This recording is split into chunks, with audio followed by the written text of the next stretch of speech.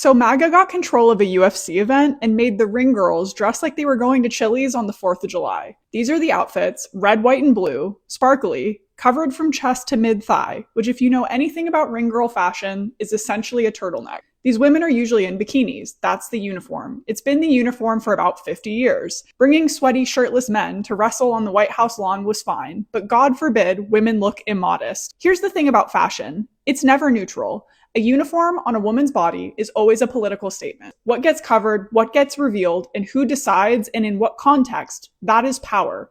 So when you take women whose entire job exists in a specific aesthetic context and you force them into conservative cocktail attire for a political event, you're not just making a fashion choice. You're making a statement about whose comfort matters, and it's not theirs. And can we also just say, it's f***ing ugly, like deeply, aggressively, offensively ugly. The sequins, the cut, the flag energy. This is what happens when your entire political coalition has spent 40 years telling everyone with taste, gay people, immigrants, and artists, that they are not welcome. You cannot be cool if you've exiled everyone who knows how to be cool. You can't be fashionable if your ideology requires you to police the very people who shape culture.